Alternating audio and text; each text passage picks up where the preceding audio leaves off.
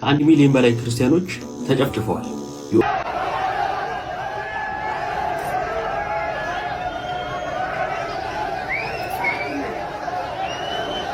አርሲ ላይ ለሚሞቱ ክርስቲያኖች እዚህ ሚዲያ ላይ መጥቶ ማልቀሱና መጮ መፍትሄ አይደለም። ነገሩን ለጥቂት ጊዜ ሊያበርድ ይችላል እንጂ ዘለቄታዊ መፍትሄው ይሄ አይደለም። ሰላም ጤና ይስጥልኝ። እንዴት አላችሁ? እግዚአብሔር ይመስገን። በወቅታዊ ቪዲዮ ተመልሼ መጥቻለሁ። እንግዲህ ምስራቅ አርሲ ላይ ነው ያለነው። የኦርቶዶክሳውያን መከራ ግፍ ነው እየተመለከትን ያለነው። እንግዲህ ፍትህ ያን እየጠየቅን ነው። መቼም ፍትህ ካገኘን አንድ ወንድም ምን ይለናል? ማልቀስ መፍትሄ አይሆንም፣ የክርስቲያኖች ሞት ይብቃ እያሉ በየጊዜው ማልቀስ መፍትሄ አይደለም የሚል ነገር ያነሳል። እሱን እናያለን። እንግዲህ በየዘመናቱ ክርስቲያኖች ሲታረዱ ነበርና ዛሬስ ያለው የአርሲ ሁኔታ ምንድን ነው የሚለውን አንድ ወንድማችን ያስረዳናል። አባቶች ለምን ዝም እንዳሉ እንዲሁም ደግሞ ራሳቸው ለምሳሌ የምስራቅ አርሲ ሊቀ ጳጳስ የሆኑት ብፁዕ አቡነ ኤልሳ ራሳቸው የዞኑን አስተዳደር ካባ ሲያለብሱ ነበር። ዛሬ ስለምን እንደሚያለቅሱት እየተባለ ነውና እነዚህንና ሌሎች ነገሮችን በስፋት እንመለከታለን። እስከ መርሐ ግብሩ አብራችሁኝ ቆዩ። ላይክ እና ሼር ማድረጋችሁ እንዳትረሱ። ለፍትህ ለኦርቶዶክሳውያን ብላችሁም መጻፋችሁ እንዳትረሱ። እስቲ ከሁሉ በፊት በየዘመኑ ክርስቲያኖች ላይ የሚደርሰው መከራ ስሙ። ከ1 ሚሊዮን በላይ ክርስቲያኖች ተጨፍጭፈዋል። የኦቶማን ኢምፓየር በ1915 ጀምሮ እስከ 1917 ባለው ውስጥ ከ1 ሚሊዮን በላይ ክርስቲያኖች እንዲያልቁ አድርጓል። ይህ እስላማዊ መንግስት ክርስቲያኖች በረሃብ በስደት በመሳሰሉትም የተረፉት እንኳን እንዳይኖሩ አድርጓል። ይህ ታሪክ ነው። የሲሪያን ቸርች የሲሪያን ክርስቲያኖች ደግሞ ትልቅ ጄኖሳይድ ተደርጎባቸዋል። ረሃብ መከራ ጸንቶባቸው ብዙዎችም ተሰደዋል። በኢራቅ ደግሞ አይኤስአይኤስ የተባለው አሸባሪ ቡድን እስላማዊ አሸባሪ ቡድን ብዙ ክርስቲያኖችን ገድሏል። የክርስቲያን ከተሞችን አቃጥሏል። አብያተ ክርስቲያናትን አውድሟል። ክርስቲያኖች ክርስቲያንን እንዳይሉ አሸማቋቸዋል። በናይጄሪያ ቦኮ ሃራም የተባለ እስላማዊ ክንፍ እስላማዊ ቡድን ብዙ አብያተ ክርስቲያናቶችን አውድሟል። ክርስቲያን የተባለም እንዳይኖር ብዙ መከራን በማጽናት ብዙ ፍንዳታዎችን በቸርቾች ውስጥ ማለት ነው በማድረግ ክርስቲያኖችን አሰድዷል። በሶማሊያ አልሻባብ የተባለው እንደዚሁ ደግሞ አሸባሪ ቡድን ብዙ ክርስቲያኖችን ገድሏል።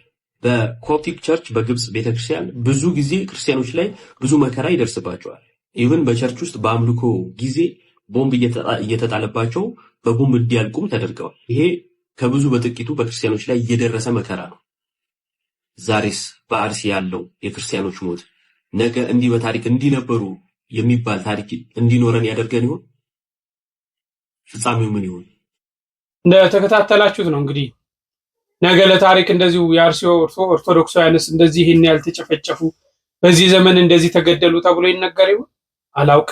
ዛሬ ግን ወገኖቻችን ላይ እየደረሰ ያለው መከራ እጅግ ሰቅጣጭ እጅግ ከሰብአዊነት የወጣ ነውና ምን አይነት አረመኔያዊነት እንዳለ አላውቅ። መንግስት ይህንን መቆጣጠር አቅቶት ነው? የተለያዩ አካላት ከውጭ የሚመጡ ለምሳሌ ብዙ ወራሪ ቢመጣ እናሸንፋለን እንመልሳለን የምንል ኃይል አለን የምንል እዚሁ ጉያችን ስራ ያሉትን መቆጣጠር አቅቶን ነው? እግዚአብሔር ለሁላችንም እንግዲህ መፍትሄውን ያምጣልን። እንደው አባቶች ለምን ዝም አላችሁ የሚለውን ስሙት እስቲ። አባቶች ለምንድነው ዝም የምትሉት? ለምንድነው ድምጽ የማትሆኑት? ቤተክርስቲያን ተነካች ጥቁር ለብሳችሁ ውጡ ባላችሁን ሰዓት ጥቁር ለብሰን ከቤተክርስቲያን ጎን መቆማችንን አሳይተናል። ታዲያ ዛሬ የኦርቶዶክስ ተዋህዶ ልጆች ሲገደሉ ለምንድነው ዝም የምትሉት? ለምንድነው ለሚመለከተው አካል አቤት የማትሉት? እዚህ ፕላትፎርም ላይ ያላችሁ ቲክቶክ ላይ ያላችሁ በጣም ብዙ ፎሎወር ያላችሁ ብዙ ተከታይ ያላችሁ የተዋህዶ ልጆች የኦርቶዶክስ ልጆች የት ናችሁ ያላችሁት? ለምንድነው ድምጽ የማትሆኑት? ለምንድነው ዝም የምትሉት? ይሄ እኮ ከምንም ነገር ጋር እኮ የተገናኘ ነገር አይደለም። የኦርቶዶክስ ተዋህዶ ልጆች ሞት ይቁም ማለት ምንም እኮ አይደለም። ለዚህ ጊዜ ያልሆነ ዕውቅና ገደል ቢገባ ይቻላል። እኔ ከሃይማኖት የሚበልጥብኝ ነገር የለም። ውጡና ድምጹን የመንግስት አካላት ጋር እንዲደርስ ውጡና ድምጹን መስዋዕት የሆኑ የኦርቶዶክስ ተዋህዶ ልጆችን እግዚአብሔር ነፍሳቸውን በሰማይ ይቀበል። በየጊዜው እንግዲህ አባቶች መግለጫ ይሰጣሉ። አንዳንድ የቤተክርስቲያን ላይ ችግር የሆነው የመግለጫ ችግር የለብንም፣ የሐዘን ችግር የለብንም፣ የማውገዝ ችግር የለብንም። ግን ከሚመለከተው አካል ጋር ወርደን የመነጋገር ችግር ግን አለብን። እንግዲህ ከመንግስት ጋር ወርዶ ከሚመለከተው አካል ጋር ወርዶ በምን ቤተክርስቲያኗ አስተደግፍ ኦርቶዶክሳውያን እንዳይገደሉ ምን መደረግ አለበት? በምንድን ነው የሚቆመው? ለምንድን ነው ይሄስ ማይቆመው ተብሎ እስከታች ተወርዶ ጥያቄ አይጠይቅም። ለምን ዝም እንደሚባልም አላውቅ፣ ግራ ይገባኛል። ምን እንደተፈለገ ማለት ነው። እንግዲህ አርሲ አስቡት፣ ከሁለት ወር በፊት ስንት ኦርቶዶክሳውያን አለቁ። ጋፕ አለ ስንል ደግሞ አሁን ይኸው ነገ ከነገ ወዲያም ይሄ መከሰቱም አይቀርም። ሰላማችሁ ይብዛ ቤተሰብ። በጣም ስሜታዊ ሆኛለሁ ዛሬ። እኔ የምለው ኢትዮጵያውያን ግን ምን ነክቶን ነው? አርሲ ላይ በየጊዜው የሚጨፈጭፈው የኦርቶዶክስ ክርስቲያኖች ኦርቶዶክስን ምንም ኦርቶዶክስ ስለሆኑ ብቻ በየጊዜው እየተጨፈጨፈ፣ እናንተ ግን አብዛኞቻችሁ ስለ አሜሪካና ስለ ኢራን ጉዳይ ያዙ ይልቀቁኝ ትላላችሁ። ህሊና ግን አላችሁ? ኢትዮጵያ ላይ ንጹሐን መኖር የለባቸው? ኦርቶዶክስ ስለሆኑ ብቻ በየጊዜው በዚህ መንግስት መገደል አለባቸው፣ መጨፍጨፍ አለባቸው? ይህንን ነገር 1000 ጊዜ ተደርጎ የለ? ሌላው ምንድን ነው? ስለ ትዝታው ሳሙኤል ብለው ፖለቲካ ሊጀምረው አሉ። እሱ ያለው አሜሪካን ሀገር፣ እሱ የገባው አሜሪካን ሀገር። እናንተ ለማስደሰት ብለው እዛ ያልሆነ ነገር ሲሏችሁ ባንኩ ታግዷል፣ ምኑ ታግዷል፣ ኢትዮጵያ ይኖራል እንደ እሱ? አሜሪካን የሚኖር ሰው ኢትዮጵያ ውስጥ ባንክ ላይ ታግዶበታል እያላችሁ ያዙ ልቀቁኝ ስትሉ አይቼ በጣም ነው የገረመኝ። አሁንም ኢትዮጵያዊ ከሆናችሁ ምንም ያላጠፉ ከምንም ጋር ባልተገናኘ ሁኔታ አርሲ ላይ በየጊዜው እየተጨፈጨፉ ለሚገደሉ የኦርቶዶክስ ምዕመናን ድምፅ ሆኑ። እኔ ሙስሊም ብትሆን፣ ኦርቶዶክስ ብትሆን፣ ፔኔኮስታል ብትሆን ወረቫ ኢትዮጵያ ላይ ምንም ሳታርግ በእምነት ተለይተ ተነጥለ የምትገደል ከሆነ ድምፅ ከመሆን ወደኋላ አልልም። ስለዚህ አሁንም በሚያሳዝን ሁኔታ አርሲ ላይ ለሚጨፈጨፉት መንግስት ዝም ያለበት ምክንያት ሊገባኝ አልቻለም። በጭራሽ ሊገባኝ አልቻለም። ቴክኒካሊ ማድረግ የፈለገው ምንድን ነው? ኦሮሚያ ላይ ኦርቶዶክስ የሚባል ሃይማኖት አንፈልግም ነው። ኦሮሚያ ላይ ሳይሆን ልንገር፣ ግብፅ ላይ አለ ኦርቶዶክስ። ኢትዮጵያ ላይ ብታጠፋው ግብፅ ላይ አለ። ግብፅ ላይ ብታጠፋው ገስዋት ራሽያ ላይ አለ።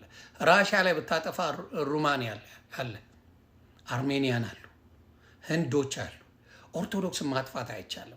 የማይም መንገድ ሄዳችሁ የማይረባ ፖለቲካ ይዛችሁ ፖለቲካን ከሃይማኖት ጋር ቀላቅላችሁ ባለጊዜንም ብላችሁ ኦርቶዶክስን ለማጥፋት የምትሞክሩ መሀይማን ይህን ነገር ብታስተካክሉ ጥሩ ነው።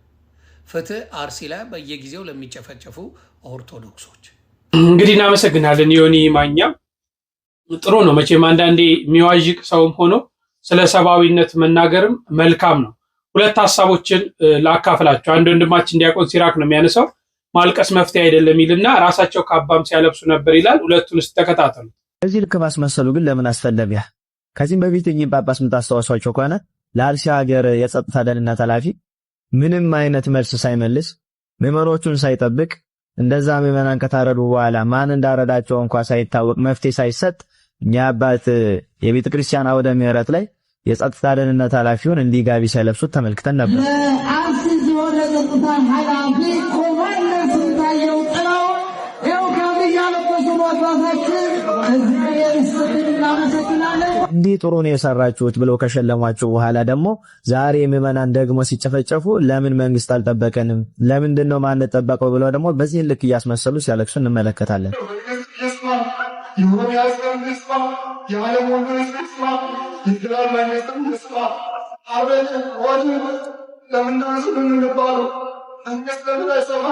በነገራችን ላይ እንደዚህ ጊዜ እንደዚህ ዘመን ቤተክርስቲያን በጳጳሳት የተዋረደችበት ጊዜ የለም። ጳጳስ እኮ እንዲህ እያለቀሰ ፍትህ አይጠየቅም እኮ። ብዙ የሚታዘዙት በሚሊዮን የሚቆጠሩ እኮ ህዝቦች እኮ አሉት፣ ልጆች እኮ አሉት። እነዚህ ልጆቹን ራሳችሁን ጠብቁ፣ አደራጅታችሁ እንዲህ ሊያደርጋችሁ የሚመጣውን በመጣበት መንገድ መልሱት ብሎ ቢያውጅ እኮ አንድ ቀን አይደለም አንድ ደቂቃ አይቆይም፣ የጽንፈኛ ኃይል ማለት ነው። ስለዚህ ከሚያርዱን ጋራ እኩል እያሳረዳችሁን ያላችሁት ጳጳሳት መሆናችሁን መረዳት አለባችሁ። ጳጳስ ምን እንደሆነ እኮ እናውቃለን። በእነ ቅዱስ ዮሐንስ አፈወርቅ እኮ ጵጵስና በደንብ እኮ ተተርኮልናል። ቅዱስ ዮሐንስ አፈወርቅ እኮ ለአንዲት ደሃ ሴት መበለት ብሎ መሬቷን ንግስት ብትቀማባት ለምን የዛች ደሃ መበለት መሬት ይቀማል ብሎ ንግስቲቱን ያወገዘ ይታያችሁ። ለመሬት ብሎ ለአንዲት ደሃ መበለት ብሎ ንግስቲቱን ያወገዘ ከቅዱስ ሥጋ ከክቡር ደሙ እንዳትሳተፍ ያደረገና በዚህም ምክንያት ስቃይን ሳይፈራ ለአንዲት መበለት ያ ትልቅ ፓትርያርክ በብዙ ሀገር ተሰዶ በስቃይ ነው ያረፈ። አሁን ግን ምዕመናን ለምን መሬት ይቀማባቸዋል፣ ለምን ይወረስባቸዋል እያልን ሲሆን ለምን ምዕመናን በሀገራቸው ላይ ይጨፈጨፋሉ፣ ይሞታሉ ብሎ የሚጠይቅ ጳጳስ እንኳን ጠፍቷል። ስለዚህ ብትችሉ አሁን ያላችሁ ምዕመናን ሊያርዳችሁና ሊገላችሁን የመጣን ጠላት ዝም ብላችሁ እጃችሁን አጣጥፋችሁ አትመልከቱ። በሃይማኖት በሀገር ምክንያት ሊገል ሊያጠፋን የመጣን ጠላት መግደልና ማጥፋት በምንም አይነት መመዘኛ በህግም ቢሆን በሃይማኖትም ጽድቅ እንጂ ኩነኔ ሆኖ አያውቅም። ካንተ ውስጥ የሚፈሰው ደም ጠላት ውስጥም ያለ ነው። ታጥቀ ራስን አደራጅተህ ብትጠብቅ ይፈራሃል፣ ሊነካም አይችልም። ስለዚህ ሁላችንም ዳር ከምንል እንደዚህ ፍትህ እንደዚህ ሆነ አራባቶች ደረሱልን እያልን ከምናስመስል እውነታውን እንደዚህ በግልጽ ተነጋግረን ምዕመናን ራሳቸውን አደራጅተው እንዲጠብቁና የመጣውን ጠላት በመጣበት መንገድ እንዲመልሱ የሞራልና የስነ ልቦና ትምህርት ልንሰጣቸው ይገባል። ያለቀሳችሁ ህዝቡን ልፍስፍስ አታድርጉት። ምዕመኑ ጀግና ነው። ምዕመኑ ራሱን መጠበቅና ራሱን አደራጅቶ ይህን ጠላት መመልከት አያቅተውም። ስለዚህ አሁን ምንም ፖለቲካ አይደለም የምናወራው፣ ግን ስለሚታረዱ ክርስቲያኖች ራሳችንን አደራጅተን ቤተክርስቲያናችንን ከነዚህ ጽንፈኛ ኃይሎች መጠበቅ እንዳለብን መልእክት ለማስተላለፍ ያለው። አርሲ ላይ ለሚሞቱ ክርስቲያኖች እዚህ ሚዲያ ላይ መጥቶ ማልቀሱና መጮ መፍትሄ አይደለም። ነገሩን ለጥቂት ጊዜ ሊያበርድ ይችላል እንጂ ዘለቄታዊ መፍትሄው ይሄ አይደለም። መተን እዚህ ላይ ስናለቅስና አቅመ ቢስ መስለን ስንታይ ለሚገሉንና ለሚጨፈጭፉን ብርታት ነው የምንሆነው። እኛ ጉልበትም አቅምም አለን። መፍትሄው ማልቀስ አይደለም። እዚህ ሚዲያ ላይ መተን የምናለቅሰው ለብሶ ቤተክርስቲያን ሄደን እያለቀስን ፈጣሪ ለምን ነው ቢሆን ኑሮ አንድ መፍትሄና ምልክትና ነበር። አሁንም መፍትሄው ማልቀስና ፍትህ እያሉ መጮህ አይደለም። ፍትህ ከማን እጅ ነው የምትጠብቁትና የምትጠይቁት? ስንት ዓመት ተጠየቅን? ስንት ዓመት ቤተክርስቲያን ተቃጠለች? ስንት ዓመት ክርስቲያኖች ሞቱ? ስንት ዓመት መለኮሳት ካህናት ተገደሉ? ሁሌ ፍትህ የምታገኘው በራስ አማካኝነት ነው። ሰይፍ የጌዲዮን ነው፣ ኃይል እግዚአብሔር ነው ስትል ነው። አሁን ለሚፈጠረው ችግር መፍትሄው ምን እንደሆነ ከዚህ ታሪክ ተነስታችሁ ተማሩ። አሁን የምትሰሙትን ታሪክ አሁን ካለችው ኢትዮጵያ ጋር እያገናኛችሁ ለማዳመጥ ሞክሩ። ለብዙዎች ይዳረስ ዘንድ ደግሞ ኮፒ ሊንክ ሼር ሪፖስት እያደረጋችሁ እስከ ፍጻሜው ድረስ አዳምጡ። ናግራን የምትባል የክርስቲያኖች ሀገር ነበረች። ይቺ ሀገርም ዙሪያዋ ቅጥሯ ድንበሯ በመስቀል የታጠረ ነበር። በዚያንም ጊዜ ፊናስ የሚባል አይሁድ ነክሶ ነበር። ይህ አይሁድም ወደ ናግራን ሀገር ሊገባ ብሎ ሂዶ ቢዋጋቸው ሊችላቸው አልቻለም። በውጊያ ሀየሉበት። በዚያንም ጊዜ ምን አይነት ዘዴ ያመጣ? እኔ ሀገራችሁን፣ ገቢያችሁን፣ ማንነታችሁን ልጎበኝ እንጂ እናንተ ላይ ክፉ ላደርግ አልመጣሁም ብሎ ሸነገላቸው። የሚገርማቸው ነገር እኛ እንደተሸነገል ነው። በዚያንም ጊዜ አቡነ ሂሩት አምላክ የሚባል ናግራን ውስጥ የሚኖር ታላቅ አባት ነበር። ይሄ አባትም ይሄ አይሁዳዊ ፊናስ ውሸቱን ነው እንዳታምኑት ገብቶ ሊፈጀል ሊገለን ነው ብሎ ለህዝቡ ቢናገር ህዝቡን ሊያነቃ ቢሞክር ህዝቡ ግን በፊናስ ንግግርና ቅቤ ምላስ ተታሎ የማትደፈሯን ማትከፈቷን ድንበራቸውን ከፍተው ከነሰራዊቱ ፊናስን አስገቡት። ፊናስም እንደገባ ወዲያውኑ ምንም ሳያመነታ ክርስቲያኖችን መጨፍጨፍ ጀመረ። በዚያንም ጊዜ የዚህ ሀገር ኤጲስቆጶስ የታለ ጳጳሱን አምጡልኝ አላቸው። እነሱ ሞቷል ቢላቸው ከመቃብር አስቆፍሮ አጥንታቸው እንዲቃጠል አደረገ። ብዙ ክርስቲያኖችን አስገደለ። ግማሾቹን አንገታቸውን ቆረጠ፣ ግማሾቹን በእሳት ውስጥ ጣላቸው። ዲያቆናትን፣ ካህናትን፣ ምዕመናንን፣ ኤጲስቆጶሳትን ሁሉንም ገደላቸው። በዚያንም ጊዜ አቡነ ሂሩት አምላክን አመጣውና ከፊቱ አቁሞ አንተን ህዝቡ ያምነዋል ሽማግሌ ነህና ክርስቶስን እንዲክዱ ንገራቸው አለው። አቡነ ሂሩት አምላክስ እኔ 80 ዓመት ሙሉ ኖሬያለሁ። 80 ዓመት ሙሉ ስኖርም ብዙ የልጅ ልጆችን አይቻለሁ። ክርስቶስ እስከዛሬ ያስቀየመኝም ነገር የለም። እኔ እንዴት ብዬ እሱን እክደዋለሁ? ማንም ክርስቶስን እንዳይክድ ብለው አወገዙ። በዚያንም ጊዜ ድምሃ የምትባል የአቡነ ሂሩት አምላክ ሚስት ነበረች። 2 ልጆችም ነበሯት። እሷን አንጥቶ ራቁታቸውን ከህዝቡ ፊት አቆማቸው። በዚያንም ጊዜ የ12 ዓመት የአቡነ ሂሩት አምላክ ልጅ በንጉሱ ፊት ላይ ምራቋን ተፋችበት። ፊናስም ተናዶ አንገቷን ቆረጠው። ደሟንም ቀርቶ ለእናቷ ድምሃ አጠጣት። እናቲቱ ጌታ ሆይ ይሄንን ክብር ስለሰጠኝ ተመስገንልኝ አለችው። ስላንተ ስም ልጅ እንድትሞት ፈቅዳለና ብላ ክርስትናን ሰብካ እሷም ሞተች፣ አንገቷን ቆረጣት። በዚያንም ጊዜ አቡነ ሂሩት አምላክንም ወስዶ ክርስቶስን ይክዳሉ አይክዱም ቢላቸው እኔ ክርስቶስን አልክድም አሉት። በዚያንም ጊዜ አንገታቸውን ቆረጠ። አቡነ ሂሩት አምላክም ከመሞታቸው በፊት የሮምን መንግስትና የኢትዮጵያ መንግስት ያጽና፣ ይሄንን ከሃዲ ንጉስ ፊናስንም ያጥፈው ብለው አውግዘውት ሞቱ። ፊናስም በዚያን ጊዜ የ5 ዓመት ሕፃን አግኝቶ ያንን ሕፃን አቅፎ ተሸክሞ እኔን ነው ወይስ ክርስቶስ የሚባለውን ነው የምታምኑ ብሎ ጠየቀው። ያ ሕፃንም እኔን የፈጠረኝ ኢየሱስ ክርስቶስ ነው፣ እኔም ለሱ ባሪያው ነኝ፣ አንተ ግን የተረገምክ አይሁድ ነህ ብሎ ነገረው። በዚያንም ጊዜ ከፊናስ እጅ አምልጦ እየሮጠ ሄዶ እናቱ የገባችበት እሳት ውስጥ ገባ። የ6 ወር ሕፃን ልጅም ነበረ። ያን ጊዜ እናቱ ታቅፎ ልጄ ሆይ ዛሬ ሳላዘንኩልህ ምን ላደርግ ብትለው የ6 ወር ሕፃን አፍ አውጥቶ እናቴ ሆይ ይሄን እሳት ከዚህን ቀን በኋላ አናየውምና ወደ እሳቱ እንግባ ፍጠኛ አላት። ልጇን ይዛ ወደዛ እሳት ገባች። ይሄን የተመለከቱ ክርስቲያኖች ግማሾቹ ወደ ሰይፍ ግማሾቹ ወደ እሳቱ ገቡ። የአይሁድ ሰራዊት እስከሚገረሙ ድረስ ብዙ ሰማዕታት ወደ 24000 ምናምን የሚደርሱ ሰማዕታት ሞቱ። ፊናስም የናግራንን ሰማዕታት ሁሉ ገሎ ሲመለስ በኃይሉ እየተመካ ወደ ነገስታቱ ላከው። ወደ ሮሜ ንጉስ ዮስጢኖስና ወደ እስክንድርያው ሊቀ ጳጳስ ወደ አባ ጢሞቴዎስ መልእክትን ላከባቸው። ክርስቲያኖችን አጠፏቸው፣ እግዚአብሔርም ምንም አላደረገኝም ብሎ ትንቢት ቃልን ተናገረ። በዚያን ጊዜ የሮሜው ንጉስ ዮስጢኖስና የእስክንድሪያው ሊቀ ጳጳስ ጢሞቴዎስ ወደ ኢትዮጵያ ንጉስ ወደ አጼ ካሌብ ደብዳቤን ጻፉ። እባክህ የናግራን ሀገር ነጻ አውጣት፣ ሰማዕታቱንም ደማቸውን አስመልስላቸው ብሎ ደብዳቤ ላኩለት። አጼ ካሌብም ተጽፎለት መልእክቱ ሲደርሰው ፈጥኖ ተነሳ። በዋሻ ከሚኖሩ ከአቡነ ጰንጠሌዎን በረከትን ተቀብሎ ከመሄዱም በፊት ለአቡነ አረጋዊ የላከላቸው መልእክት እንዲህ የሚል ነው። ፊናስ የተባለ አረማዊ የናግራን ክርስቲያኖችን ደም በከንቱ ያፈሰሰ ቤተክርስቲያንን የመዘበረና ያጠፋ ፍጹም የእግዚአብሔር ጠላት ወደሚሆን እጄ ዋጋው ዘንድ ተዘጋጅቻለሁ። ስለዚህ አባቴ አንተም በበኩል ጸሎት አድርግልኝ። የጻድቅ ሰው ጸሎት ትራዳለች፣ ኃይልንም ታሰጣለች፣ በጠላት ላይ ድልን ታቀዳጃለችና ሲል ወደ አቡነ አረጋዊ ላከ። አቡነ አረጋዊ ለንጉሱ እንዲህ ብሎ መልእክት ላኩለት። ወደ ጦር ግንባር ሂድ፣ እግዚአብሔር ጠላቶችን ከእግር በታች ያስገዛል፣ ለአንተም ግርማ ሞገስ ይስጥ፣ በሰላምም ይመልስ ብለው መርቀው ላኩት። እንዲህ ነበሩ የኛ አባቶች ክርስቲያኖች ሲገደሉ አይዟችሁ እያሉ መግለጫ የሚያወጡና ፍትህ የሚጠይቁ ሳይሆኑ ፍትህ እንዲሰፍን ደምን በደም የሚያስመልሱ ነበሩ። ከዚህም በኋላ አጼ ካሌብ ልብሰ መንግስቱን አውልቆ ጥሎ ማቅ ለብሶ በፍጹም ልመና ብዙ ጸሎት ካደረገ በኋላ ወደ የመን ሳባ በመርከብ ተጓዘ። ከካዲ ፊናስ ጋራም ጦር ገጠመ። ካዲው ንጉስ ፊናስን ይዞ በፈረሱ ላይ እንደተቀመጠ በጨበጣ በጦር ወቅቶ ገደለውና ወደ ባህር ገልብጦም ጣለው። እነዛን ሁሉ ክርስቲያኖችን የገደለውን ንጉስ አጼ ካሌብ ራሱ ጨበጣ ውጊያ ገጥሞ ገደለው፣ ወደ ባህር ውስጥ ማስጠመቃለው። ከዚያም አጼ ካሌብ ዛፋር ወደምትባል ከተማ ሂዶ እርሷንም ተቆጣጣላት። በዚህ ያሉ የፊናስ ሹማምንቶችን እያፈላለገ በአደባባይ እንዲገደሉ በማድረግ የክርስቲያኖችን ደም በሚገባ ተበቀለ።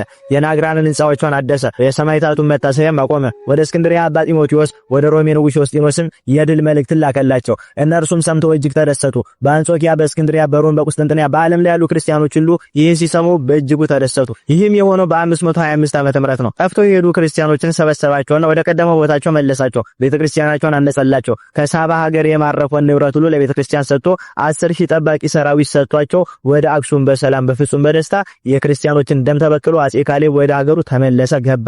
አጼ ካሌብም ድል አድርጎ ከተመለሰ በኋላ ይህን ላደረገልኝ ጦርነቱን ድል እንድነሳ ላደረገልኝ እግዚአብሔር ምን ዋጋ ልክፈለው ብሎ ንግስናውን ጥሎ ዘውዱን አስቀምጦ ወደ አባ ጰንጠሌዎን ዘንድ ሂዶ መንኩሶ ታላቅ ተጋድሎን ከተጋደለ በኋላ ኢትዮጵያዊ ንጉስ አጼ ካሌብ ይህንን ዓለም በመናቅ በበረሃ በዋሻ 12 ዓመት በጾም በጸሎት በብዙ ተጋድሎ ከኖረ በኋላ ግንቦት 20 ቀን አርፎ እስከ ዘላለሙ ድረስ የማያልፍ ሰማያዊ ክብርን ወርሷል። መካነ መቃብሩም አክሱም በአባ ጰንጠሌዎን ገዳም ምድር ቤት ውስጥ ይገኛል። የሰማዕታትን ደም የሚመልስ እንጂ ፍትህ እያለ የሚያለቅስ ክርስቲያንና ንጉስ የለንም፣ አባትም የለንም። ፍትህ በእጅ ላይ ነው። ሰይፍ የጌዲዮን ነው፣ ኃይል እግዚአብሔር ነው። ሀገራችን ኢትዮጵያን ሰላሟን ይመልስልን፣ የሞቱትን ሰማዕታትን በአጸደ ገነት ያኖርልን። ይቆይ። ለወንድማችን እግዚአብሔር አምላክ ቃሎትን ያሰማልን። በተለይ ጥሩ አድርጎ ታሪኩን ነግሮናል።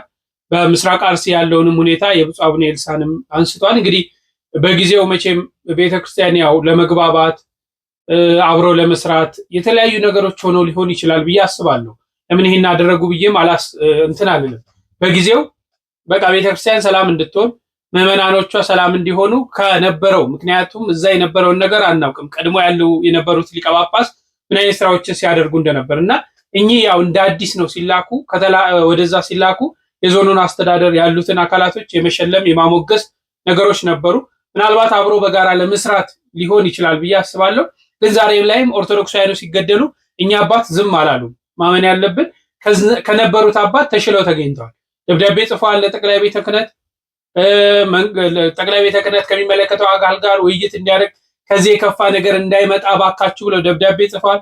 ከዛ ውጭ ደግሞ በየመድረኩ እያለቀሱ በየመድረኩ እየተናገሩ እየተመለከትን ነው እና ምናልባት እንግዲህ የነበሩትን ነገሮች ለማስተካከል ሊሆን ይችላል ብዬ አስባለሁ።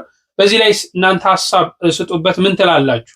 በመጨረሻ እቺን እህታችንን ቆንጆ ታሪክ ታቀርብልናለች። በተለይ ከመቤታችን ጋር ከራሷ ጋር እያገናኘች አንድ ነገር ትለናለች እና እንስማት። ብቻ የድንግል ማርያምን ታሪክ እናት ከሆንኩ በኋላ በተለይ በጣም እኔ እንጃ ያመኛል። ታሪኳን ለመንገር ራሱ በጣም ረዥም ጊዜ ወስዶብኝ እንደነገርኳችሁ። ምክንያቱም እናት ስትሆኑ የእሷን ስሜት የእሷን ህመም ስለምታውቁት ማለት ነው። እራሳችሁ መሰቃየት ይቀላል። እኔ በግሌ እናት ከሆንኩ በኋላ የሚሰማኝን ስሜት ነው የምነግራችሁ።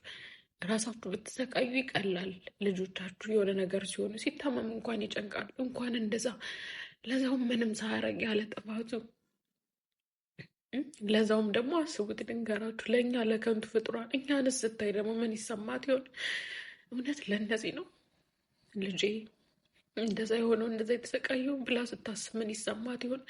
ግን እሷ የእግዚአብሔርን ቃል የተቀበለች በእግዚአብሔር የምታምን እምነት ያላት እምነቷ ትህትናዋ በጣም ጥልቅ የሆነ ስለሆነ ቻይ ስለነበረች ስለቻለችው ለኛ ታማልዳለች። አሁን ይቅር በላቸው ትላለች ጭራሽ።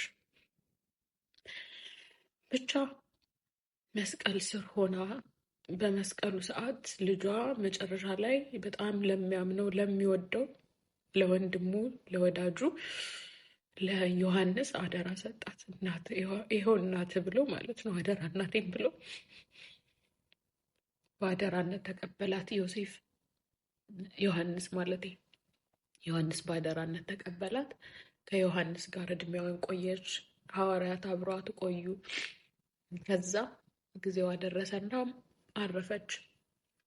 ካረፈች በኋላ በሶስተኛ ቀን አረገች። ልጇ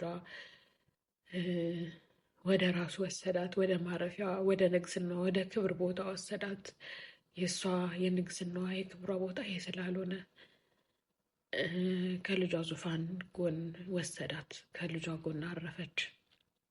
በሶስተኛው ቀን በሶስተኛው ቀን ሐዋርያት መጥተው መቃብሯን ሲያዩ መቃብር ውስጥ አላገኟትም፣ ስጋዋ አልተገኘም፣ አርጋ ስለነበረና እኔ የእውነት የመረኝ ነው የምላችሁ የድንግል ማርያም ፍቅር ያልገባው ሰው በጣም በቃ የምር ያሳዝነኛል። ለምን በተለይ ደግሞ እናት ሆኖ ሰው ልጅ ከወለደ በኋላ የድንግል ማርያም ፍቅር ሳይገቡ በጣም በቃ ያሳዝነኛል፣ በጣም ያናድደኛልም።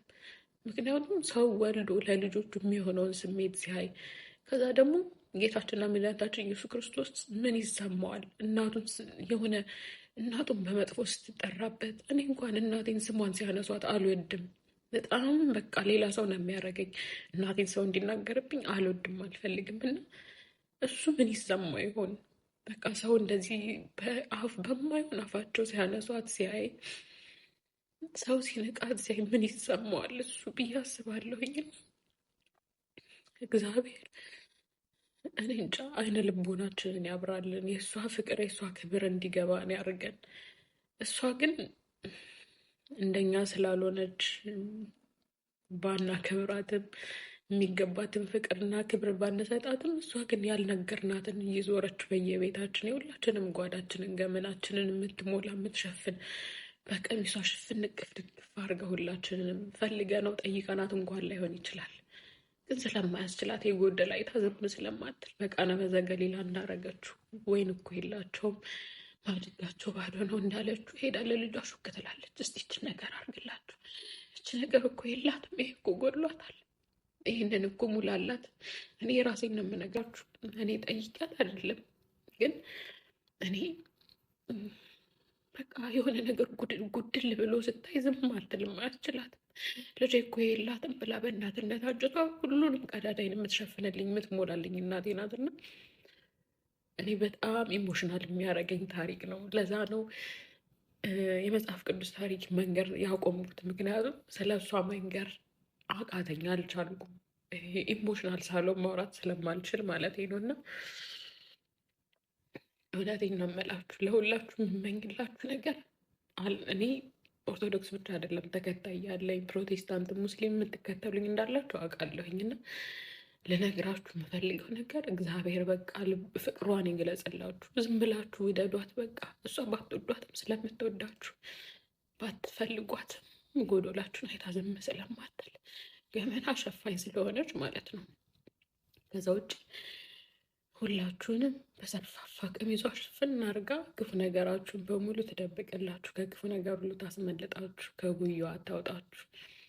በጣም ይቅርታ፣ በጣም ኢሞሽናል ሆኜ ነው ያወራኋችሁ። ግን የእሷን ታሪክ ሳልነግራችሁ ደግሞ ሌላ አዲስ ኪዳን ታሪክ መንገር አልችልም።